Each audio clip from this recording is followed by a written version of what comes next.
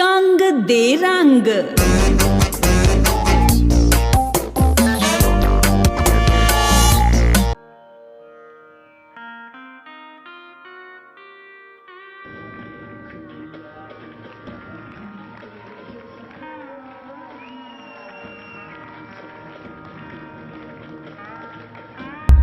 कंग दे रंग में एक बार फिर से आपका स्वागत है। मैं हूं कुलविंदर सिंह कंग। आज मेरे साथ है डॉक्टर आरती पॉल, जो कि जिन्हें रबर की गुड़िया कहा जाता है इंडिया की।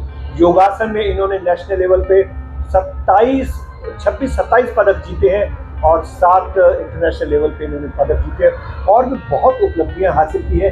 कैसे हासिल की, कब से शुरू की, वो हम जानना चाहेंगे। डॉक्टर साहब प्रणाम। नमस्ते सर। आप ये बताइए कि कब से आपका योगा का जो ये सफर शुरू हुआ? मेरी ये जो योग की यात्रा है ये सन 2004 से प्रारंभ हुई, जब मैं कक्षा 8वीं में 8th स्टैंडर्ड में पढ़ती थी।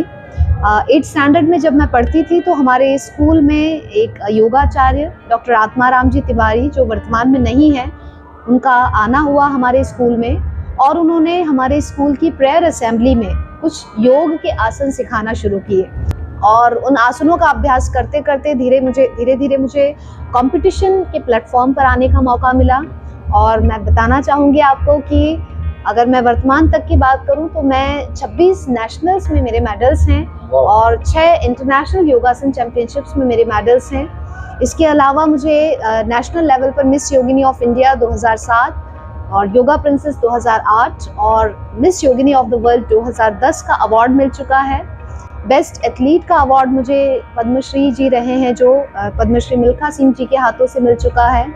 इसके अलावा रिसेंटली 2022 में मुझे नेशनल योगासना स्पोर्ट्स फेडरेशन के द्वारा best international national athlete award दिया गया है खेल दिवस पर।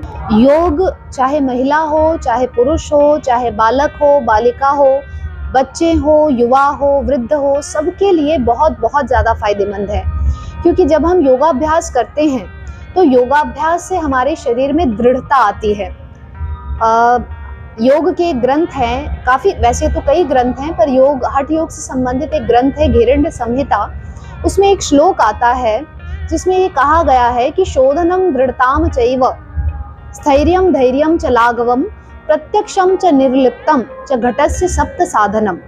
तो वहाँ पर बताया गया है कि घट अर्थात हमारा ये शरीर, और शरीर की शुद्धि के लिए 7 साधनों की चर्चा की गई है, जिसमें शोधन, दृढ़ताम, शरीर का शोधन होना चाहिए, शरीर में दृढ़ता होना चाहिए, शरीर में हल्कापन होना चाहिए, हमें आत्म साक्षात्कार होना चाहिए। ऐसे बहुत सारे सिद्धांतों के बारे में बताया गया है और उनको हम किस तरह से प्राप्त कर सकते हैं उसके लिए साधन भी बताए गए हैं। तो शरीर में दृढ़ता लाने के लिए आसनों के अभ्यास की बात की गई है। शरीर में हल्कापन लाने के लिए, आत्म साक्षात्कार करने के लिए प्राणायाम, धारणा, ध्यान, समाधि, इन सब की चर्चा की गई है। तो जब हम योग का अभ्यास करते हैं, चाहे वो कोई भी वर्ग का व्यक्ति, महिला करे, पुरुष करे, बाल करे, युवा करे, वृद्ध करे, कोई भी व्यक्ति जब योगाभ्यास करता है तो उसके शरीर में धीरे धीरे फ्लेक्सिबिलिटी या लोचकता आना शुरू होती है। और शरीर के मसल्स जब फ्लेक्सिबल होते हैं, मसल्स की फ्लेक्सिबिलिटी के साथ साथ जो योगाभ्यास होता है, योगासन होते हैं, प्राणायाम होते हैं, ये शरीर के इंटरनल ऑर्गन्स की फंक्शनिंग को इम्प्रूव करते हैं। हमारा ये जो शरीर है ये डिफरेंट सिस्टम्स के तहत कार्य कर रहा है। हमारे शरीर में अलग अलग कार्य को करने के लिए अलग अलग सिस्टम्स हैं। डाइजेस्टिव सिस्टम है, रेस्पिरेटरी सिस्टम है, सर्कुलेटरी सिस्टम है, एक्सक्रीटरी सिस्टम है। तो इस तरह से हमारे शरीर में डिफरेंट सिस्टम्स हैं जो अलग अलग कार्य कर रहे हैं और योगाभ्यास का प्रभाव हमारे शरीर के इन डिफरेंट सिस्टम्स के ऑर्गन्स पर पड़ता है। तो शरीर में फ्लेक्सिबिलिटी भी आती है और साथ ही साथ शरीर के ये जो डिफरेंट ऑर्गन्स हैं, डिफरेंट सिस्टम्स हैं, वो अपना कार्य सुचारू ढंग से करते हैं, जिससे हमारा शरीर इंटरनली और एक्सटर्नली दोनों रूप में स्वस्थ बना रहता है। योग का अर्थ यदि हम देखें तो योग का अर्थ है जोड़ना। युजर योगे, योग जो है वो युज धातु से लिया गया है और इसका अर्थ होता है जोड़ना।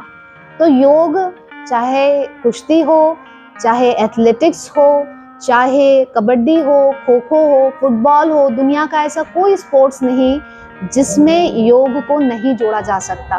बल्कि मैं सौभाग्यशाली हूँ कि हमारे पतिदेव हमारे विवाह से पूर्व ही योग से जुड़ गए थे। क्योंकि इसका फायदा उनको उनके स्पोर्ट्स में काफी मिला, जिसके तहत वो योग से पहले ही जुड़ गए। और मेरे जो पति हैं वो रेसलिंग कोच हैं, वर्तमान में पतंजलि गुरुकुलम में एज अ रेसलिंग कोच वे अपनी सेवाएं दे रहे हैं। वे खुद भी रेसलिंग के एथलीट रहे हैं। नाम क्या उनका? जी, उनका नाम है मिस्टर नरहरि चुंबले। और मेरा बेटा भी है जो योगी है, और उसका नाम है योगी सात्विक चुंबले, और वो भी योगाभ्यास करता है। भगवत गीता उसने कंठस्थ की है, पतंजलि गुरुकुलम में पढ़ाई करता है। मैं सभी महिलाओं के लिए संदेश देना चाहती हूँ कि महिलाएं घर की नींव होती हैं। यदि महिलाएं स्वस्थ होंगी तो परिवार स्वस्थ होगा, महिलाएं जागरूक होंगी तो परिवार जागरूक होगा। यदि घर की महिला किसी भी कारण से अस्वस्थ हो जाए तो पूरे घर की नींव डगमगा जाती है। और महिलाओं को यदि वे समय नहीं दे पाती हैं, बाहर नहीं जा पाती हैं, वो जिम में या किसी योगशाला में, व्यायामशाला में, बाहर कहीं भी समय नहीं दे सकती हैं, तो घर में भी वो योगाभ्यास कर सकती हैं। कुछ सामान्य से आसन और प्राणायाम का अभ्यास यदि वो डेली करें, वो डेली अपने लिए आधा घंटा केवल योगाभ्यास के लिए निकालें, तो वे स्वयं स्वस्थ रहेंगी। कोई सिर दर्द नहीं होगा, कोई कमर दर्द नहीं होगा और कोई बीमारी नहीं होगी, और वो अपने परिवार की देखभाल बहुत अच्छे ढंग से कर पाएंगे। प्राणायाम वैसे 8 तरह के प्राणायाम ग्रंथों में बताए गए हैं, लेकिन एक सामान्य व्यक्ति बहुत सिंपल प्राणायाम, बहुत बेसिक प्राणायाम, नाड़ी शोधन प्राणायाम, या जिसको लोग अनुलोम विलोम प्राणायाम के नाम से भी जानते हैं, यदि केवल उसका ही अभ्यास कर लें तो पूरा internally sympathetic nervous system, parasympathetic nervous system को बैलेंस रखा जा सकता है, और भी बहुत सारे फायदे हैं। योग अंतरराष्ट्रीय स्तर पर आने से विश्व का भविष्य उज्जवल हो गया है। ये योग भारत की संस्कृति है, भारत का विज्ञान है, भारत की कला है, और हम सब धन्यवाद देना चाहते हैं हमारे प्रधानमंत्री आदरणीय श्री नरेंद्र मोदी जी को, जिनके इनिशिएटिव्स के कारण इंटरनेशनल योग डे के रूप में आज ये विश्व स्तर पर पहुंच चुका है। आज सारे विश्व के लोग योग के बारे में जानते हैं, योग को मानते हैं, योगाभ्यास करते हैं, और इसलिए आज योग जन जन तक पहुंच चुका है, जन जन का हो चुका है। क्या ऑनलाइन सीखा जा सकता है? जी बिल्कुल, योगाभ्यास ऑनलाइन भी सीखा जा सकता है, ऑफलाइन भी सीखा जा सकता है। और परम पूज्य स्वामी रामदेव जी महाराज हर दिन सुबह आस्था टीवी पर 5 बजे होते हैं लाइव, तो टीवी के माध्यम से भी आप सीख सकते हैं। मैं मूलतः इंदौर की रहने वाली हूँ। कंग दे रंग।